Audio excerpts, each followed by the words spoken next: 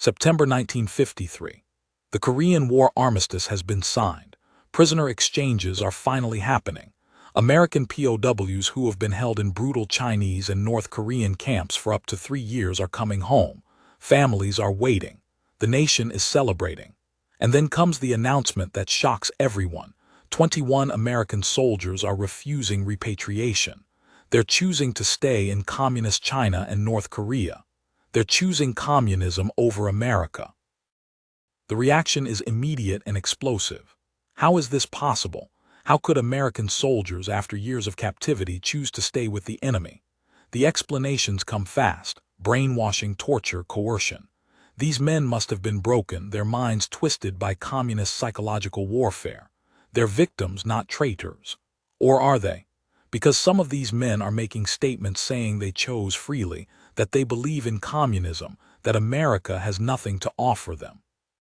This is the story of the 21. The American POWs who refuse to come home. And it's more complicated, more tragic, and more disturbing than the simple narrative of brainwashing. Because the truth is, some of these men had reasons for staying that had nothing to do with torture or mind control. And that truth terrified America more than any battlefield defeat ever could. Let me start by explaining the POW situation in Korea. When Chinese forces entered the war in late 1950, they captured thousands of American and UN soldiers. The Chinese ran most of the POW camps, and they had a specific policy they called lenient treatment. The idea was to win over prisoners through a combination of political indoctrination, relatively humane treatment compared to traditional POW camps, and psychological pressure. Make them question why they were fighting, make them sympathetic to communism, turn them if possible. The Chinese were sophisticated about this. They studied each prisoner, identified those who seemed receptive to political discussion, separated prisoners into groups, the resistant ones isolated, the potentially sympathetic ones given better treatment and more freedom. They held mandatory political education classes where prisoners had to study Marxist theory, listen to lectures about American imperialism, discuss why capitalism was evil. Prisoners who participated got better food, warmer clothes, medical treatment. Those who resisted got punishment details, isolation, reduced rations. This wasn't traditional torture. No beatings, no systematic violence like in Japanese POW camps in World War II. It was psychological, subtle, insidious, and it worked on some prisoners, not because they were weak or broken, but because the Chinese were playing a long game. Wear them down gradually, make communism seem reasonable, make America seem like the enemy. And for young, poorly educated, disillusioned soldiers, some of the communist rhetoric actually resonated. Who were these 21 men who chose to stay? Let's look at the demographics because it matters. Most were in their early 20s. Most came from poor backgrounds. Many had limited education. Some hadn't finished high school. Several were from broken homes. A few had minor criminal records before joining the military. They weren't the all-American heroes from recruiting posters. They were working-class kids who joined the army because they had no better options, and who'd ended up as POWs in a war they didn't understand. Private Claude Batchelor was one of them, 22 years old, from Texas, joined the army to escape poverty, was captured in November 1950, spent nearly 3 years in Chinese POW camps.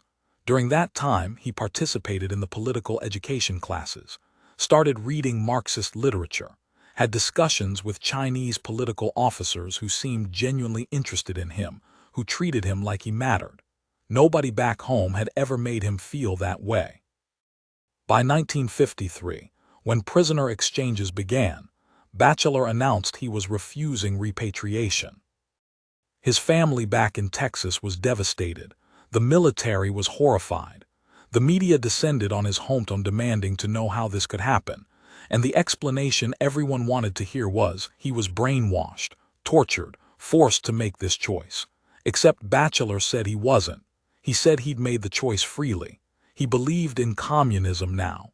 He was staying in China. 20 other Americans made similar announcements. Some made statements that were broadcast on Radio Peking. I'm staying because capitalism is evil, and I've seen the truth of socialism. America abandoned us and communism gave us hope. Statements that sounded like propaganda, and some of it probably was coached or coerced. But investigations later suggested that at least some of these men genuinely believed what they were saying, at least at the time. The American reaction was panic. This was 1953.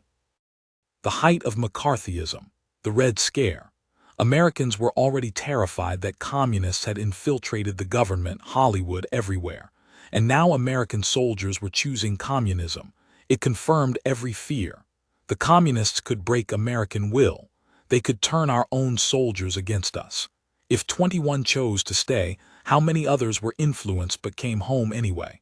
What did this say about American resolve? The military launched investigations immediately. How did this happen? Every returning POW was debriefed extensively. Those who'd been in camps with the 21 were questioned. What was the indoctrination like? Who collaborated with the Chinese? Who resisted? The picture that emerged was disturbing. The Chinese' lenient policy had been more effective than anyone wanted to admit. Many prisoners had at least passively participated in political education to get better treatment. Some had actively engaged. A few had become true believers. But here's where it gets more complex. The 21 who stayed weren't all the same. Some genuinely believed in communism after years of indoctrination. Others were scared. They'd collaborated during captivity and feared court-martial if they returned. A few were confused, traumatized, not thinking clearly after years of imprisonment.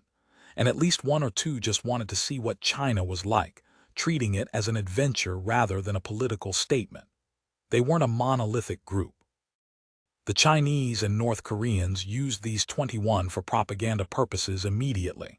They were paraded before cameras, made statements denouncing American imperialism, appeared in newsreels shown throughout the communist world. Look, even American soldiers recognized the truth of communism. This was exactly what the communists wanted, proof that their system was superior, that even Americans could see it once they were educated properly. Back in America, the families of these men were devastated and humiliated. They were harassed by neighbors. Reporters camped outside their homes. Some families denied their sons had made this choice freely. He must have been tortured, drugged, brainwashed. Others defended them, saying if their son chose this, he must have good reasons. Still others disowned them entirely. One mother told reporters, "I have no son. He died in Korea." The military faced a massive problem. Legally, these men were deserters. They'd refused orders to return. That's a court-martial offense, potentially capital punishment. But they were also POWs who'd been subjected to years of psychological pressure. Where's the line between collaboration and coercion, between free choice and brainwashing? The military didn't have good answers. Congress held hearings. Expert witnesses testified about brainwashing, about Chinese psychological techniques, about why American soldiers might be vulnerable to this kind of indoctrination. The conclusions were disturbing. American soldiers weren't prepared for this kind of warfare. They didn't have strong enough ideological foundations. They were too individualistic, too focused on personal survival rather than national loyalty. Some congressmen suggested mandatory political education in the military. Teach soldiers why America is worth fighting for so they can resist communist propaganda. The irony of suggesting indoctrination to counter indoctrination was lost on many. Now let's talk about what happened to the 21 after they chose to stay. They were initially sent to China, given apartments, jobs, allowed to study. The Chinese government showcased them as examples of enlightened Americans who'd seen the truth, but the reality was less glamorous. These men were foreigners in a communist state that was increasingly paranoid and restrictive. They didn't speak Chinese well. They had limited freedoms. They were watched constantly. And as the initial propaganda value wore off, they were increasingly left alone to figure out their lives. Within 2 years, some of them regretted their decision. The reality of life in communist China didn't match the promises. The revolutionary fervor they'd been sold on felt hollow. They were homesick, isolated, questioning what they'd done. But getting back to America wasn't simple. They'd refused repatriation. They'd made propaganda statements against their own country. Would America even take them back? In 1955, Private Claude Batcheller, one of the 21, managed to contact the American embassy in China and said he wanted to come home. The process took months. He was eventually allowed to return in 1955. Upon arrival, he was immediately arrested and court-martialed for collaboration with the enemy. He was convicted and sentenced to 20 years in prison, later reduced to 10, and he served about 3 years before being released. Batchelor's return opened the door for others. Over the next few years, more of the 21 came back. Each faced court-martial. The sentences varied. Some got significant prison time. Others got dishonorable discharge and time served. The military was in a difficult position. These men had technically deserted, but they'd also been POWs subjected to psychological warfare. How do you balance punishment with mercy? Different courts reached different conclusions. By 1966, 2 had died in China. 3 remained there permanently. They'd married Chinese women, had families, integrated into Chinese society. The rest had returned to America. Most lived quietly, trying to rebuild lives that had been permanently marked by their choice. They faced stigma, struggled to find work, dealt with the psychological trauma of everything they'd experienced. Some expressed deep regret. Others defended their decision, saying they genuinely believed in communism at the time, even if they didn't anymore. The story of the 21 had lasting impacts on American military policy. The military completely revamped POW training. They developed the Code of Conduct, specific guidelines for how American service members should behave if captured. Article 5. When questioned, should I become a prisoner of war, I am required to give name, rank, service number, and date of birth. I will evade answering further questions to the utmost of my ability. This was a direct response to collaboration during the Korean War. The military also started SEER training: survival, evasion, resistance, escape.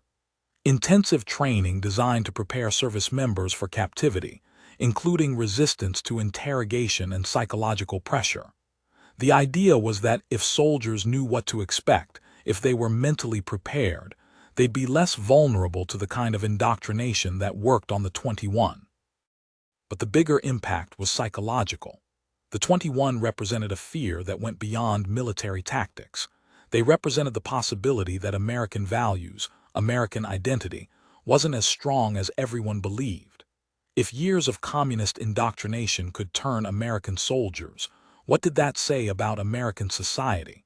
Were we raising young men who didn't really believe in what they were fighting for? This fear shaped Cold War policy for decades. The academic and psychological communities studied the 21 extensively. What made them vulnerable? Was there a personality type that was susceptible to this kind of influence? The research suggested several factors. Poor education meant they couldn't effectively counter Marxist arguments. Difficult backgrounds meant they had less attachment to American society. Young age meant they were still forming their identities. Isolation in POW camps meant they had no alternative perspectives to balance the communist propaganda. And trauma from combat and captivity made them psychologically vulnerable. But here's the uncomfortable truth that emerged. The indoctrination worked not just because of Chinese techniques, but because some of what the communists said resonated. These were men from poor backgrounds who'd experienced the worst of American capitalism: poverty, lack of opportunity, systemic inequality. When Chinese instructors talked about how capitalism exploited workers, some of these men said, "Yeah, that matches my experience." When they talked about how the rich controlled America and the poor fought their wars, these men from poor families who'd been drafted and sent to fight said, "Yeah, that's true." This doesn't excuse collaboration or justify their choice, but it complicates the simple narrative of brainwashing. The Chinese didn't create these grievances from nothing. They exploited real issues, real inequalities, real disappointments that these men had experienced.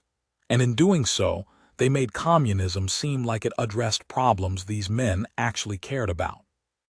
The question of whether the 21 were traitors or victims was never fully resolved. Legally, they'd deserted. Morally, they'd been subjected to years of psychological pressure that most people never experience. Were they responsible for their choices? Yes. Were those choices made under duress? Also yes. Both things can be true.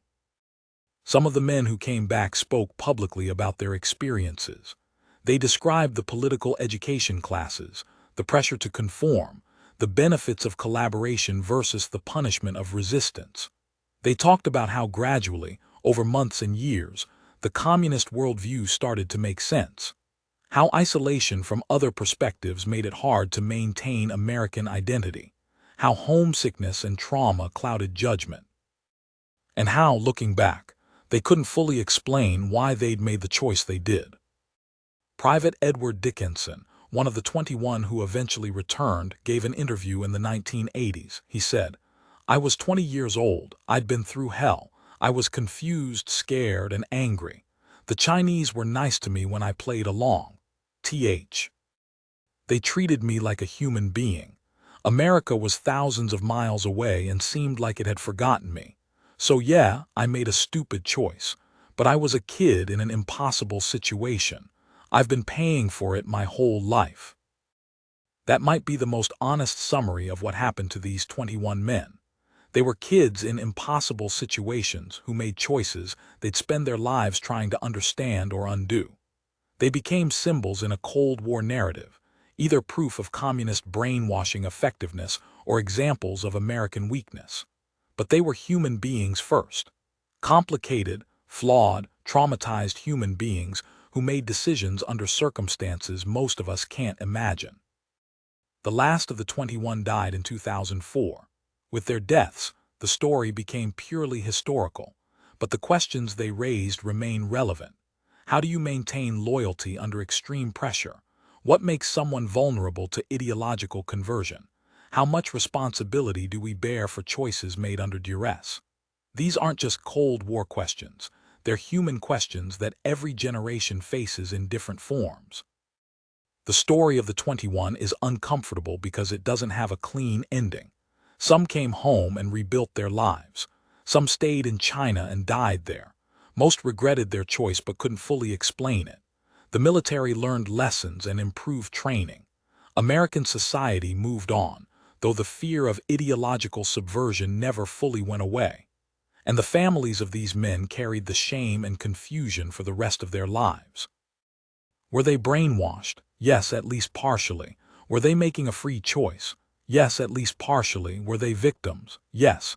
Were they traitors? Legally, yes. Can all these things be true simultaneously? Yes. And that's what makes this story so difficult and so important. Reality is messier than propaganda from either side suggests. 21 American POWs chose communism over America in 1953. Most came to regret it. A few didn't.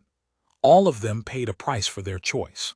And America learned uncomfortable truths about loyalty, indoctrination, and the vulnerabilities of young men sent to fight wars they don't fully understand. That's the story of the 21.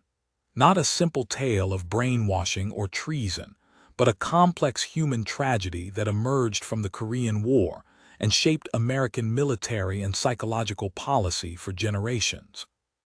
Never forget that war creates impossible situations, and impossible situations reveal uncomfortable truths about who we are and what we believe. The 21 are part of that truth. Complicated, tragic, and deeply human.